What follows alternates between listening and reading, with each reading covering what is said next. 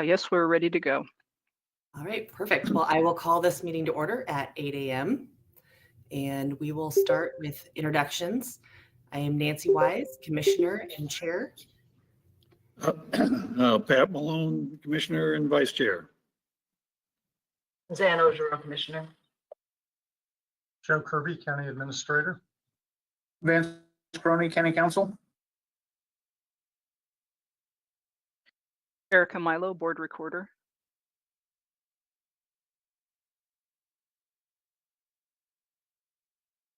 Suzanne Hoffman, Health Department Director.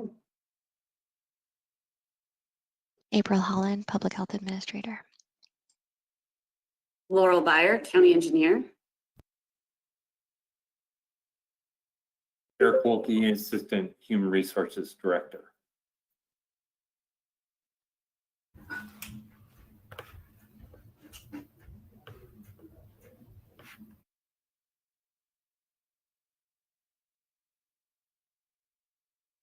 Commissioner Wise, you are muted. Thank you, Joe. I was just saying I see Rick Krager, but I did not hear. Yes, sorry about that, Commissioner. Rick Krager, Chief Financial Officer. I was speaking, but nobody heard me. No problem. All right, and then I see we have a caller too. Hi, good morning. Kelly Losi, Corvallis School District. Good morning. Good morning. All right, did we get everyone? Looks like we can move on to announcements. Are there any announcements? Seeing and hearing none, we can move to comments from the public. Is there any comments from the public? Seeing and hearing none, we will review and approve the agenda. We have one addition under other, which will be an update from our Community Development Director, Darren Nichols. And that takes us to the work session. We will start with a COVID Department Operations Center update with Suzanne Hoffman and April Holland. Welcome. Good morning. April, just going to turn it over to you. Thanks, Suzanne. Good morning, commissioners and all. I have a pretty brief update for you this morning. In all, our cases, hospitalizations are rapidly declining here in Benton County. In terms of cases, Benton County had 68 reported the week of March 6th. That represents another large week-over-week drop of 33%.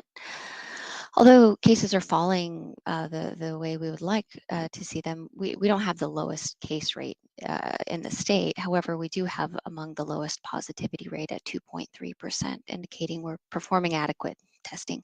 In other words, a good thing that our case rates are a bit elevated because we are finding the cases that we need to. Last week, we discussed the emergency declaration, and I promised to come back to you with some information on what some other counties are doing. I was able to connect with OHA as well as several administrators, and many of them had the same, have gone through the same questions as we all have. And we found that the OHA FEMA vaccine project and any other FEMA reimbursement that OHA receives is tied to the federal declaration, and so should any independent funding that we receive. I have reached out to counties that are much like Benton County, as well as all other administrators, and I haven't heard back from anyone who has said that they're going to continue their emergency declaration past March 31st, which is when most of them seem to be expiring. In other news, OHA has released a new plan to help folks navigate the new phase of the pandemic that we're in. We're still in the thick of it. We don't know exactly what's around the corner, but we have technological advances and other tools that allow us to shift from crisis mode. And so this framework is called RISE. It stands for Resilience and Supportive Equity. And the priorities include protecting communities that have been hardest hit and protect people who are most vulnerable, expand access to healthcare, keep schools safer for students and families, and to restore social cohesion by continuing our strong partnerships with our community-based organizations and partners. Unless you have any questions, that's all I have for an update today. Thank you. Commissioner Malone? Morning, April. A couple things. On my drive to Salem this morning, heard something about an COVID outbreak in China. Are we going to kind of hear things like that here and there, and probably not going to affect us? Is that the general idea? Monitor what's going on in our country and the rest of the world, but COVID isn't over, but it's down to kind of a hotspot kind of outbreaks. Is that do I have an accurate picture of what our future may look like? Thanks for that question and comment, Commissioner Malone. Well, we absolutely should remain vigilant and keep an eye on what's happening around the world. I think what we're seeing right now and what we'll continue to see is, a lot of different contexts and things playing out in places where the responses have been really different. In places like Hong Kong and in China, they pursued a zero COVID policy, which meant that there was, really strong response for isolation and quarantine, more than we could imagine probably here in the United States in some ways. And because of that, particularly in Hong Kong, I can't speak to the experience in China as I haven't done that research, but many people weren't vaccinated because the response was so strong. There wasn't a real impetus for people to go out and become fully vaccinated. So what, particularly elderly populations are being hard hit now by Omicron reaching these places where there isn't sufficient immunity from vaccination. It really, it's sad to see, and it's also it's a moment of gratitude that we were able to get such widespread vaccination here, because we would have seen similar rates of hospitalizations and poor outcomes as we're seeing elsewhere. I'll mention one more thing.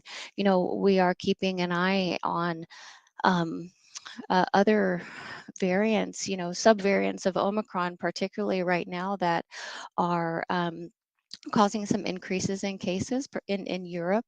I think that when we see these, it's really challenging to put them into the context that they deserve. It's hard to understand the context too, because where say in Denmark, for example,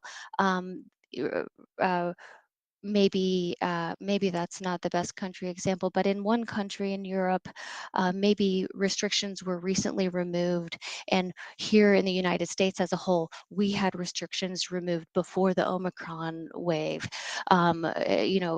US wide. So we would have already seen a big burn through and more recent immunity from infection here relative to what people are seeing in other places. So while we want to maintain awareness of what's happening elsewhere, it doesn't necessarily always mean that something is heading for a new wave here. However, it's complicated, and I look well past my understanding to always try to stay abreast of what it means for us. Thank you for that, and really appreciate the updates. And my other comment was I really appreciate the health department's newsletter and charts that came out yesterday. It's sometimes we have an information void or poor, inaccurate information out there. And I think it's really important to get the word out. This is where we're at now. We're being cautious and it's not over. But, so thank you for getting that out and look forward to more reports, more good reports. That's what I want, April. Thanks, Commissioner. I'll pass your gratitude on to our communications team. I'm really proud of the work that they continue to do. It's really important. So thank you. All right, any other questions or comments for April? Joe? Commissioner, while we have April and Suzanne and Vance all present, I would like to just connect on the topic of the emergency declaration. As you know, Vance and April updated you, I believe, last week on this topic. It is set to expire March 31st. And while we're all here today, it would be good to get direction from the board as to whether or not you would like to go ahead and have that emergency declaration expire based on the information that April shared this morning, or if you have a different perspective on that. I mean, it sounds to me like there's coverage under the federal, if I'm understanding it correctly, and other counties are letting theirs expire. So sounds like that might be the best route for us, unless someone else has strong opinions otherwise. I see a Agreed. thumbs up from Commissioner Malone. Commissioner Ojo said great. Any other comments or questions on that? So then all that means is we have to do nothing. It will just expire automatically. That's my favorite thing. Yeah, less work for everybody. We're counting on you, Vance. All Thank you. right. Thank you, Joe. Any last questions or comments before we move on? All right, seeing none. Thank you, April. Thank you, Suzanne. That will bring us to our discussion regarding amending the 2021 through 23 Affirmative Action Plan. And we have with us Tracy Martineau and Eric Wolke. Welcome. Good morning. I'll be covering this part of the presentation. So I'm the county's EEO Affirmative Action Officer. So I brought this plan forward to the commissioners. It's an updated plan. It's for 21-23. So basically the Affirmative Action Plan is designed to provide ways in which to measure yearly improvements in our hiring of minorities and of women into all parts of the organization. We have various goals and outreach strategies in the Affirmative Action Plan. And twice or bi-yearly, we have to send affirmative action reports to the Equal Employment Opportunity Commission. So we did that. We sent that report to them earlier this year. And the data that we collected was through June 30th of 2021. So the data you're seeing in the Affirmative Action Plan, that is for data through June 30th of 2021. So if you really look at it, we're in March of 2022. So some of that data could change. So, but the reason I'm coming here today is that we updated the plan and we're just seeking resolution to implement the 21-23 plan. And once that's adopted, then we'll go out to the department heads and talk to them about updating their department plans on affirmative action. So that's why I'm here today. And obviously, I'm not going to go through the whole document. I just wanted to highlight some of the changes that were made and just point you in that direction. And then I just kind of wanted to go through some quick data points. I mean, there's a lot of data. We could go through a lot of different things, but I just wanted to highlight some quick data points that may be of interest to the commissioners. So the first change, if you go to page 5, I don't know if you all have that in front of you, but if you go to page 5, I added a equity, diversity, and inclusion statement. And the reason I added that is a diversity and inclusion statement demonstrates Benton County's commitment to building an inclusive, diverse workplace welcoming people of all backgrounds. So this is what we want to kind of advertise to our employees, advertise to the public, advertise to our applicants, so that they understand our commitment to affirmative action and being a diverse, equitable, and inclusive work environment. So that was the first change. Another change is on page 24.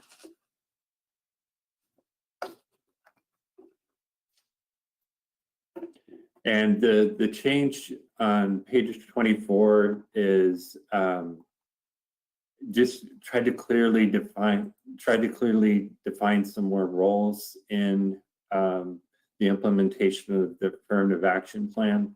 So sorry for the color, that might not have been a good color to highlight in green, but those were the changes that were made in there. And I decided it'd be good to explain more the responsibilities for achieving our affirmative action goals and defining some more of those roles. So what I did add in there is the county administrator and the executive team, and that would just outline some goals there. One thing I put in here, and I know the county administrator has a busy schedule, but county administrator will participate in the diversity committee and will encourage other executive and staff participation. So obviously this is still a draft version, and I know that takes a commitment to add another meeting to an already busy schedule. But the idea here is if you're involving the county administrator and the executive team, I think you're kind of walking the walk with what you're saying you want to do with diversity, equity, and inclusion. I worked at some organizations where this affirmative action plan was just we just kind of go through the motions, just get whatever you needed done, get everything reported, make sure we have a plan. But there wasn't a commitment to really striving towards diversity in the workplace. So I always felt like I was writing a plan that we really weren't going to do anything with.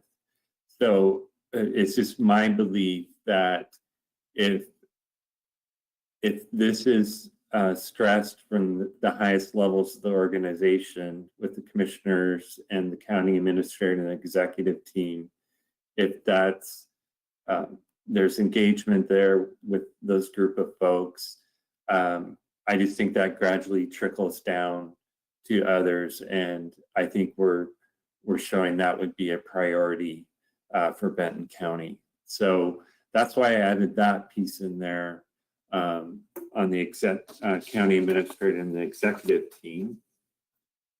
And then page 25, that department heads, managers, and supervisors. Again, I didn't make a lot of changes there. I think the changes that I did there were more just to kind of define those roles, because if we're talking about implementation, it's kind of has to be down at these levels with the department heads, managers, and supervisors, with the support of the commissioners and the county administrator and executive team. So changing this section of it was just more to clearly define those roles. Because what I don't want this to look like is that this is, well, HR produced this plan. This is an HR thing. This is an HR plan. I want everybody to know they have responsibility for the implementation of the plan, and just that it's not something we're just saying, okay, you got to hire X amount of people, you've got to hire these folks.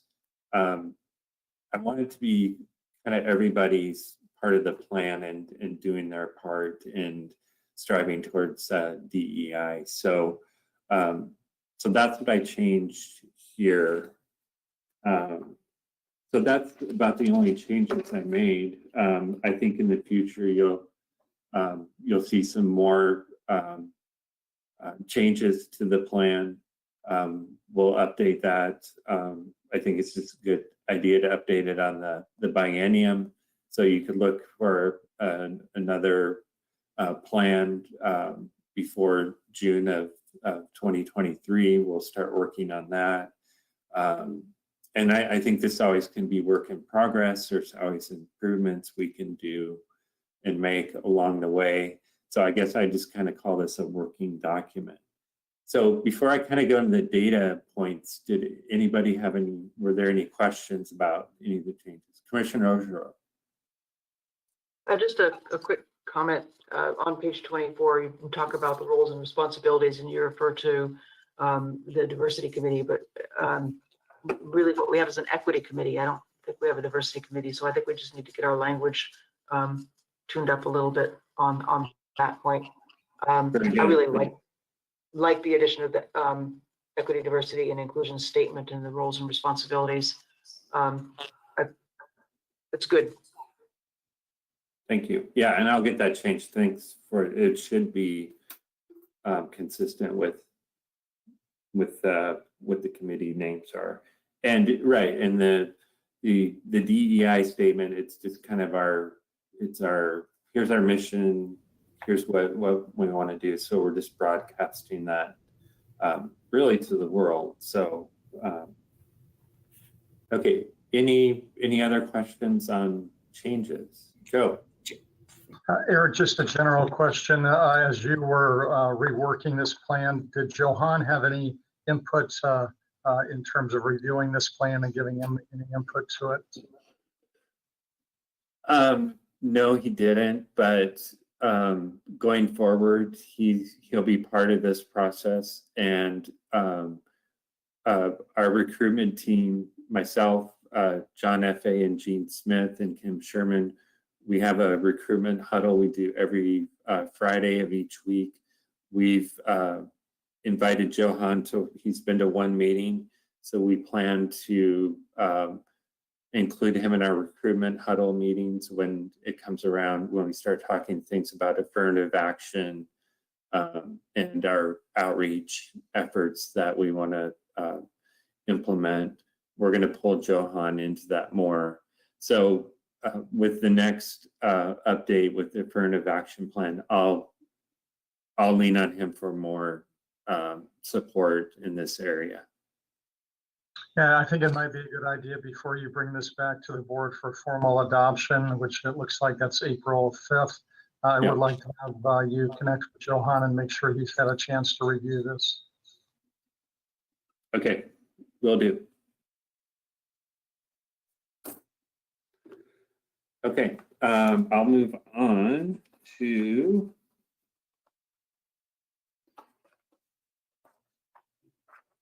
okay, so if you go to page 8, this is workforce demographics in Benton County. So with some of the data you see kind of the utilization rates, this is where we use some of this data. So I don't want to get into the weeds on the data because, you know, like I said, we could spend all day talking about the data. But we've taken workforce data from Benton County on page 8 and page 9. We've taken data from Lynn County. And I'll show you why we do that kind of when we get to the utilization rates. But that's our demographic data for Lynn and Ben County. And I got that from the US Census Bureau. They have EEO tables that we can pull that data from. So starting on page 10 is the workforce demographics in our organization. So this is a snapshot as of June 30th of our organization and where we stand with our demographics. So if you look at the number at the bottom, this is based on total full-time employees. So there's 423 full-time employees, and then for each demographic, the totals on the bottom. So what I want to point out here is if you do some math here, and I'm glad I went to math class in high school, like my teacher said, you'll use this someday. But at this point, there's 79% white or Caucasian. There's 1% Black, African American, 14% Hispanic, about 2% Asian, about 1% American Indian, Alaska Native, Native Hawaiian and Pacific Islander, about 1%, and 2 or more races, that's close to 2%. So that's kind of, look at overall as an organization, that's kind of where we stand as far as our demographics. So I went back. Yeah. I'm sorry, just to interrupt real quick. For anybody watching at home or watching this video later, you reference page 8 of the affirmative action plan, which is page 23 in our packet. Okay, so please you have, continue. I'm sorry, you got, okay, thank you. So, so that's kind of where we stand right now with our data. And I always like to do comparisons. So I look back to 2018, and 2018 we're at 83% for Caucasian white, 1% Black, 13% Hispanic, 1% Asian, 0.5% for American Indian, 0.5% for Native Hawaiian, Pacific Islander, and 0.5% for 2 or more races. So I'm sorry to throw out a lot of numbers there, but what we're seeing is we're seeing things trend up kind of across the board for each of the demographics. And we're actually seeing white Caucasian is at 79% as of June 30th of 21. 3 years ago, it was at 83%. So, and some of the other areas, those have gone up. So we've seen a trend of our numbers going up. So that's a good sign. So just wanted to share that with everybody on our data. And then the data continues with other than full-time employees and new hires for the year. So that would be July 1st, 2020 through June 30th of 2021. And then we just get into each of the departments' demographics. So that continues. I'm not sure which page. I won't go through all those points with you, but we list all the departments in their demographic areas. And just looking at some of the departments, I think there's some work some of the departments can do. And obviously, we can be a partner in that to assist in those efforts. But I think across the board, there's some work we need to do.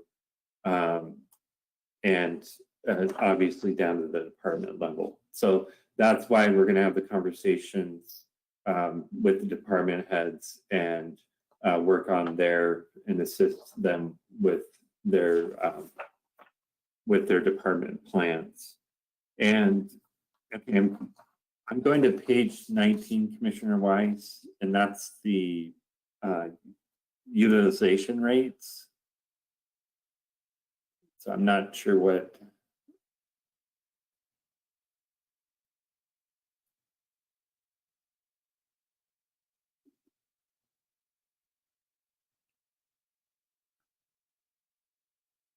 Page 19 is page 34 in the packet. Thank you. And I just wanted to point this out because this gives us a little more insight to the data we're seeing in our demographics. So I just would like to call out if we look at Benton County, on the far left-hand side, there's a job group. I'd just like to start and just give an example of how we kind of figured out these numbers for our utilization. So I'll just start with the job group officials and administrators, just on that first line there. So the first column, you see female incumbency percentage. So that's how many females are employed with the county. So that's the percentage of females employed with the county in the officials and administrators job group. Now, the data I pointed out to you earlier, which we didn't go through, the Benton County data, the Lynn County data, that 44.1%, that is the availability of females in the county. So to get a factor, or what that means is you would take the female incumbency percentage, so the amount of female employees working for the county, you divide that by the availability of females in the county, and that's where you get the ratio for Benton. So you see that's at 111%. So that means that if we're just equal with the incumbency was equal to the availability, 44.1 to 44.1, that'd be 100%. So we're above the availability at 111%. So we're doing very good in that area. Now, if you continue going right, we're in the same job group. We're going to look at the minority incumbency. So that's 9.9% across the county. So if we go back to the data charts from the U.S. Census, the minority availability percentage is 11.9. So if we do our math again, the incumbency divided by the availability, that puts us at 82.9%. So that means we could do better. So that next column, establish a goal. I've said yes, and our goal would be, let's get that up to 11.9% at a minimum, based on the availability of folks in the county. So is there any questions on that? I know sometimes that can be confusing, all that work. So in this category, with the officials and administrators, I don't think we would need any goals for outreach for women in this area. But for officials and administrators with minorities, we have some work to do there. So that's just an example from the top part. I just wanted to talk a little bit about the bottom part. So the bottom part says Lynn County, but what we're doing is we're trying to do a utilization comparison to a neighboring county. So we've used Lynn County. So let's again look at the first job group category, officials and administrators. So we're at 49.3%. Benton County, or excuse me, Lynn County's at 38.4%. So again, if we do our math, we divide our incumbency percentage divided by Lynn Benton's percentage. That's where we get a utilization ratio of 128%. So again, if we were at 38.4 and they were at 38.4, then we'd be equal. So we have 128% utilization rate. So that means we're outperforming Lynn County in that area. And if we move over to the next column, Lynn minority availability, they have 11.8 and we have 10.3. That utilization ratio is 84%. So that tells us we have some work to do. So basically anything below 100 means we have some work to do. But if you look at the utilization ratios between females and minorities, overall, we're doing pretty good. If you go down to skilled craft, we have 0% there. We need to do some work there. So we need to do some work, if you see in protective service with minorities, there's a 10% utilization ratio. So we've got some work to do. So that's what the plan is kind of built around. Okay, what are things we can do as far as our goals, our outreach, and developing plans and sticking with the plans, and to help see these numbers trend up. So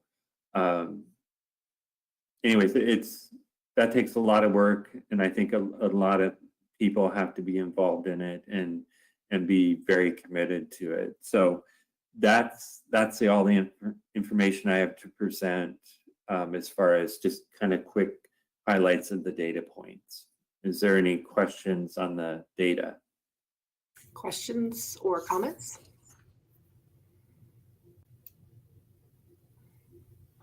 Seeing none. Oh, Joe? Eric, I have a number of questions and comments that I think are best done just between you and I outside of this particular meeting that are more mechanical in nature.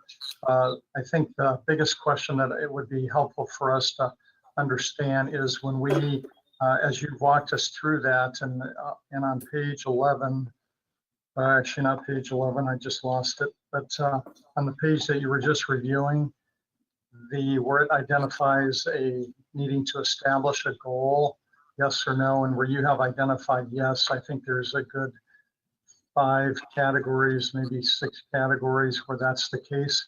Can you describe how we go about having a dialogue and what steps are taken to develop those goals, other than just showing up in this report? What tangible action are we going to take? Well, and that's, thanks, Joe. That's what would be kind of highlighted in the roles of the different, like the county administrator, the executive committee, the managers, supervisors, department heads, myself, Johan. So, that what we would do there is we'd look at our various programs and our goals, looking at our outreach, how we're doing outreach, and how, especially if we're recruiting new employees to the county, how we're going to kind of communicate a sense that that we strive to have a diverse and inclusive work environment, and kind of painting a picture of the culture of why someone would want to come work here. And Johan and I talk a lot about, well, okay, if we're going to make those efforts of focus on different things in the recruitment, there has to be some things within the county that will support diversity, equity, and inclusion. So that's where I would pull him in to these different, looking at these different programs and different things we can do once we bring in underrepresented populations to the county, that there's some sort of support system for them when they're here. Tracy? Good morning, Commissioners. Just to add a little bit to that, where the rubber meets the road is once you adopt the plan, Eric goes back and coordinates meetings with the individual departments to review their specific numbers with them. And that identifies areas of opportunity for outreach. You know, when you hear Eric talk about the difference in percentages, whether or not there should be a goal, those goals are what translate into recruitment outreach. So if there is a goal in, let's say, skilled crafts, every time there's a recruitment for a skilled craft position, the hiring manager would meet with the recruiter and they would develop a strategy for that outreach to those underrepresented groups. That might be specifically targeted social media. It could be community organizations. It could even be, you know, old-fashioned newspaper or print publications. But that's kind of where, hopefully, Joe, that answers your question. That's where the implementation actually happens. The outreach happens. And then we also collect data on the diversity of applicants and qualified applicants as well. So while we have the affirmative action plan, we're also kind of keeping an eye to see if our outreach is having the effect we intend. Thank you. Any other questions or comments? Commissioner Ojero? I just wanted to know a little bit more about the interaction of the affirmative action statement and the EDI policy statement. And it seems to me that they should be a little bit more cross-referential or integrated rather than having two separate policy statements in different parts of the document. But maybe that's something that can be worked on when Johan reviews the draft as well, and you get comments from Joe. Okay, thank you. All right, and I do see a motion, a work session motion. Do we need to make a motion? And it's on page. Commissioners, before you make that motion, let me just check in with staff. The motion actually has a date in it, and curious as to whether or not staff feels that they can go through the document again and have Johan review it all within the time frame that is still remaining between now and April 5th. So staff, are you comfortable that you're going to be able to turn this around before April 5th, or do you need additional time?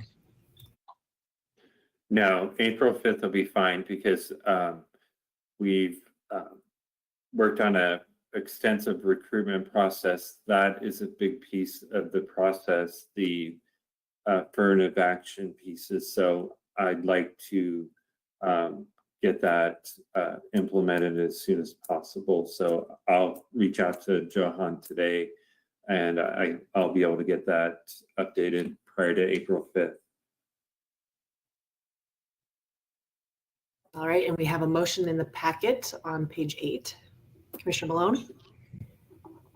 Yeah, my only question is, do we want to have April 5th as a firm date, or put language in April 5th, or as soon as it's ready to approve?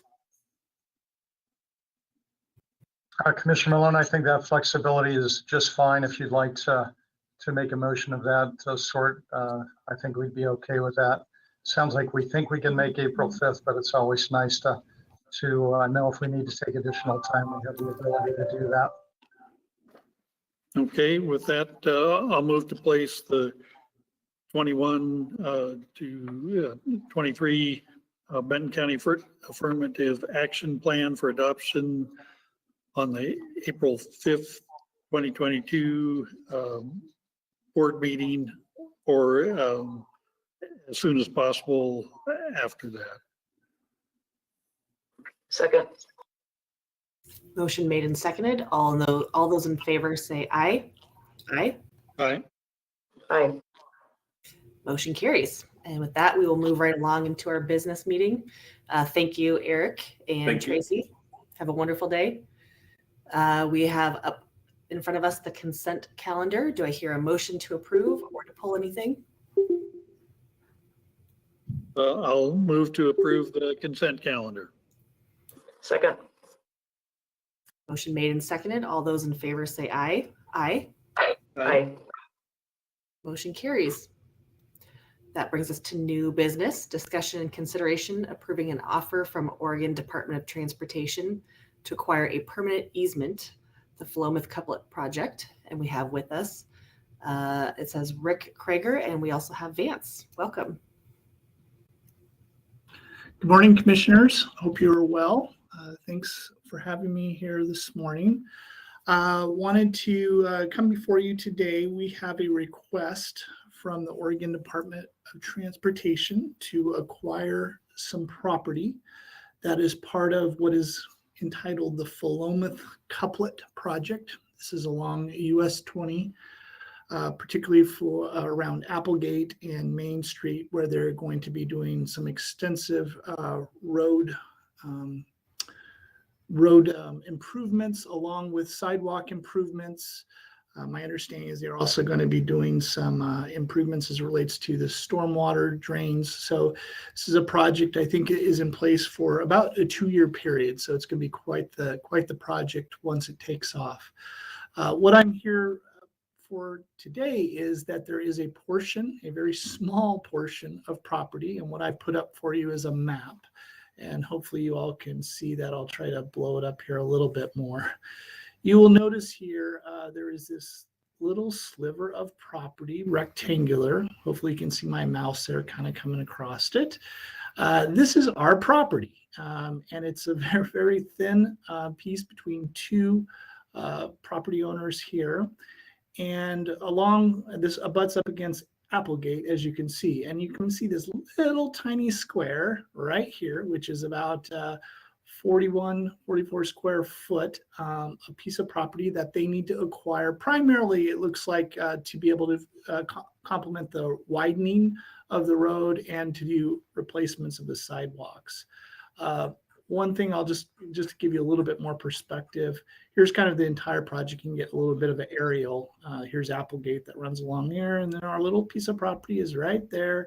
And then this is a better piece right here, and you can see this little arrow right there. Vance and I giggled a little bit about just the size of this, but right in here is about where they want to be able to take our property. So again, as a reminder, our property goes all the way up there against these other two properties over here, but this is what they're wanting to take. In my recommendation to you today, I have noted that I'm asking for approval for either a permanent easement or simple title. In talking to Laurel, and Laurel's here as well if there are any questions related to this, but in talking to her, traditionally it would be much easier just to do simple title on this. And that's sort of been the tradition. I'm not sure why they requested a permanent easement. Part of our thinking too is that that little piece of property, that sliver of property that I talked about between the two homes there, we would ultimately like to surplus that and probably get rid of it. It'd be nice to be able to not have that permanent easement attached to it. So Laurel did update me this morning. Her and I both have been playing phone tag with ODOT, trying to convince them, you really want to do it this way? And it sounds like they did get back to Laurel yesterday, and they are willing to take a simple title on this. That will not change the offer being made here. We did go and do a quick valuation on this small piece of property, and it came to about $168. They are offering $500, so obviously it wouldn't change either way in terms of the proposal. So yeah, I think that's about it. We do, as staff, recommend approval of this. It is fair compensation for what they're asking for, and very delighted, as Laurel indicated to me, that they're willing to take simple title. And I don't know. I know Laurel's here if she wants to offer anything else that I may have missed on that she may know about the particular project. I would invite her if she has any comments. I appreciate the invitation. Thank you. Good morning, commissioners. Actually, I don't have anything to add. Rick, I think you got it pretty much covered. It was definitely complicated to get a hold of the right people at ODOT on this one, but I'm glad it was timely that Nicole got back to me yesterday. So we're good to go with the simple title. And I'm having our county surveyor review that today, so that way we can move forward with the process. And one just last piece, again, the information, the packet that is in your agenda, Laurel and I will be working with ODOT. It will probably look a little bit different. We'll be getting the paperwork for that. So I will make sure once we have all that, I re-verify it one more time with Vance, and then we will get it off for signature and get this thing done. So open to any questions that you might have. All right, thank you. It seems pretty straightforward and uncomplicated. Any questions or comments? Commissioner Malone? Yeah, just, we have a motion in the packet. Do we need to put the simple title part of the transaction in the motion? Thank you, Commissioner. I do appreciate that. You're right. I did put in there a or. So I'm thinking that we would provide flexibility. Now that we've got the official, I think we can remove the permanent easement piece and just say simple title. Okay, and congratulations on getting $500 for 44 square feet. I think it shows you guys are on top, good negotiators. Yeah. Commissioner, I'm all about big money, and looking for that, that big win. So, I know Vance was really excited about this as well. So Just remember, we've already spent $800 to get $500.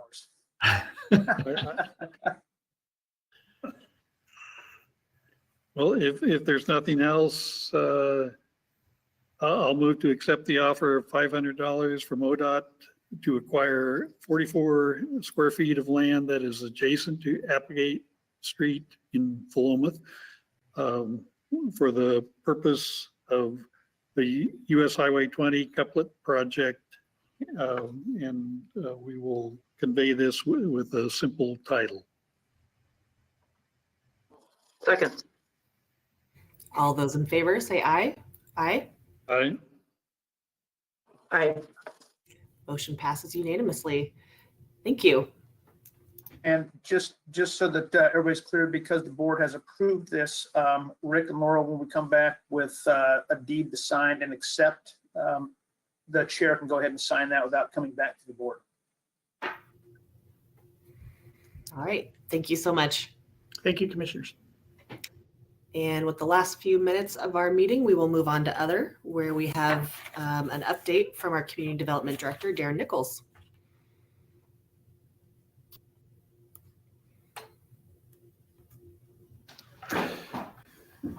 Good morning, commissioners. Nice to see you all. Thank you for making time this morning. I'm going to make this quick. I just wanted to provide you with a status update on Republic Services' appeal of the Planning Commission's decision denying Republic Services' application for a conditional use permit back at the end of 2021. So I'll just walk quickly through the timeline to remind you what has happened and then give you kind of the quick wrap up on the status this morning.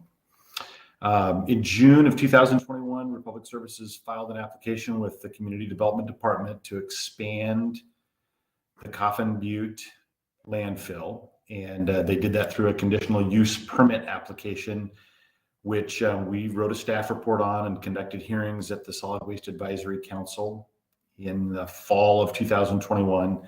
And then in November, on the 2nd and the 16th of November, the Planning Commission held public hearings and took testimony from a number of community members on both sides of the application, providing public comment. And then on December 7th, the Planning Commission made its decision, which was a decision to deny the application for conditional use permit. That then opened a 14-day appeal period through December 21st. And on December 21st, Republic Services filed a timely appeal of the Planning Commission's decision, which would have moved a decision then to the board to make a decision based on new information and based on Republic Services appeal of the Planning Commission's decision.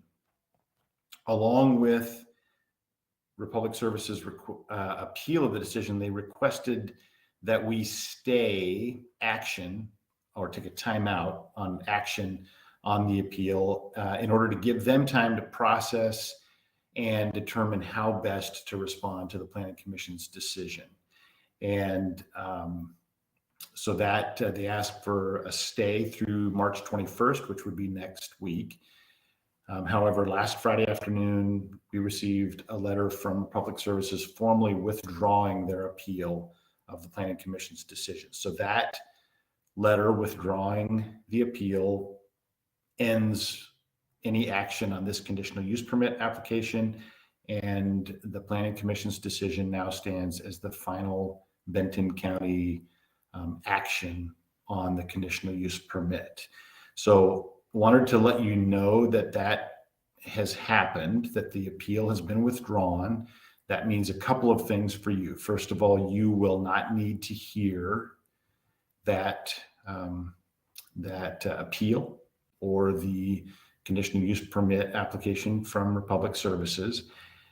It also opens, I think, a brief window of opportunity for the board to ask questions now or to provide guidance to staff or to the community or to the applicants or other stakeholders before we see, perhaps a future application. Republic Services made clear that they intend to submit a new application at some point in the near future. That's their words.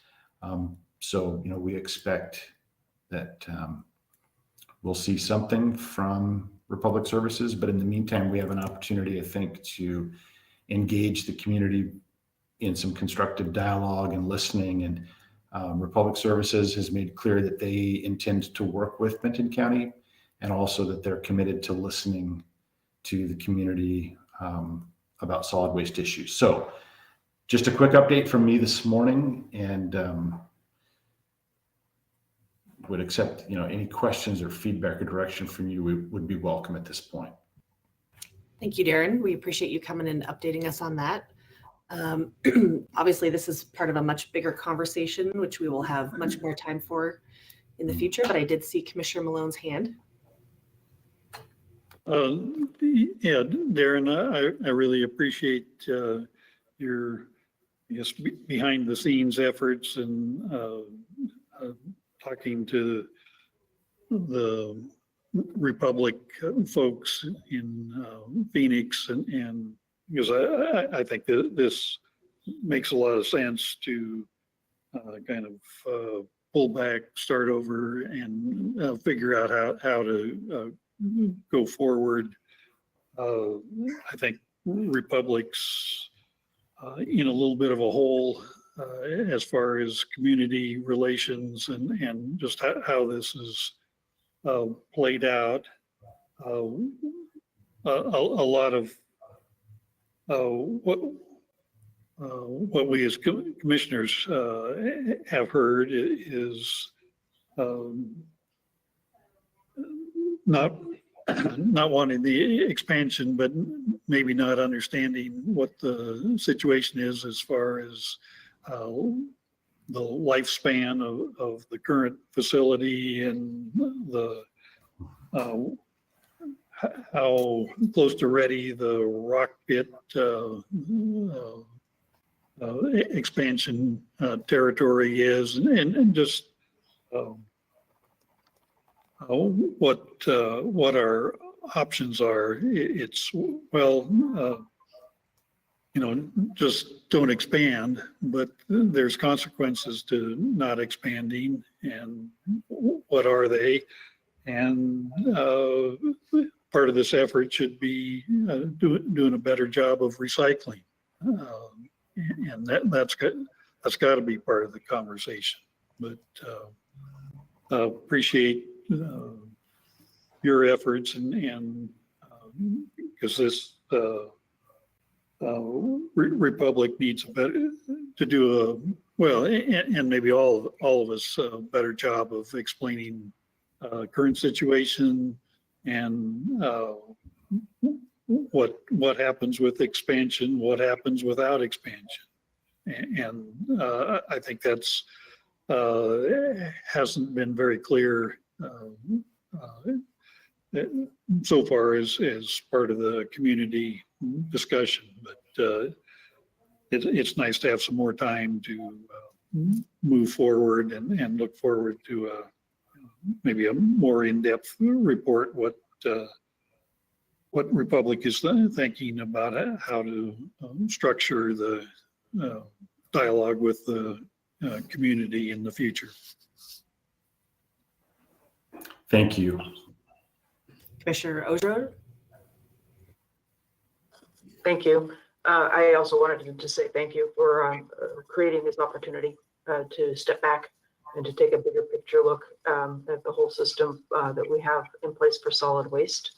And not only here in Benton County, but affecting our whole regional waste shed. And we need to both take a look at the very local decisions and how they will affect people near the landfill, but also that larger picture, both for waste disposal and the future of recycling, especially under the new state law that was just approved in the last long session. So thanks. I look forward to seeing how that process might unfold and what it might look like. And I look forward to the discussions in a positive way with community members and not being embargoed behind, the wall of land use, yay or nay. All right, Vance. Jen, real quick, I just want to remind you, now that the appeal has been pulled, there is no longer a pending land use application before the Board of Commissioners, which means, getting back to what Commissioner Ojero alluded to, there's no restrictions on ex parte contact. Ex parte contact no longer comes into play. You may communicate with anybody regarding an application, your thoughts on landfill expansion, et cetera, without fear of running afoul of land use regulations. Perfect. Thank you for that clarification. And I have one quick question for my fellow commissioners. I believe the county is going to be sending out a public, what do you call that, news release today. And my quote includes one section that says, "My fellow commissioners and I are very pleased."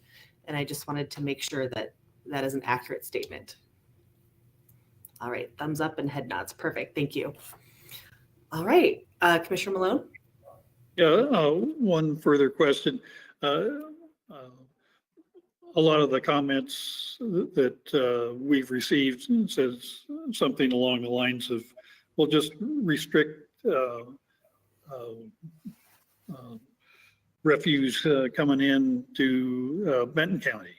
And I think that needs to be part of the communication with the community. I remember Vance talking about that we had some restrictions, maybe state laws on what Benton County could and couldn't do as far as geography. And so I hope that gets clarified, that this is a question that Benton County can't restrict refuse coming in, at least from the kind of regional counties that have normally accessed Coffin Butte. And I'm sure that we'll be able to get that information out during any kind of community dialogue or focused conversation. Point though, we can get that information out. Whether it's absorbed is a totally different matter. All right. I know Commissioners Ojro and Malone have another meeting to get to, but is there any last questions or comments before we adjourn the meeting? Commissioner Malone? Yeah, if Rick Greger is still here, there was an email yesterday from BJ Westland, staffer, I think for Merkley, talking about getting our priority list for direct spending requests. And I assume you're all on top of that, and maybe at a future meeting, fill us in on what our list looks like and timetable and that sort of thing. Yes, thank you, Commissioner Malone. Joe and I talked about this last week, and yes, we got it yesterday. They had given us sort of a pre-warning that it was coming, and so I will be working with a variety of folks to try to populate that. It's part of their process to getting ready for the FY 2023. It's kind of weird since they just passed the omnibus bill for 2022, but here we go. You know, got to prepare at least for 2023. But yes, I will be leading that up. Thank you. Well, and I had no doubt you were on top of it, but I worry a lot, Rick, and just want to make sure. All right, perfect. Well, thank you, everyone. I will adjourn the meeting at 9:07 a.m. Have a wonderful day.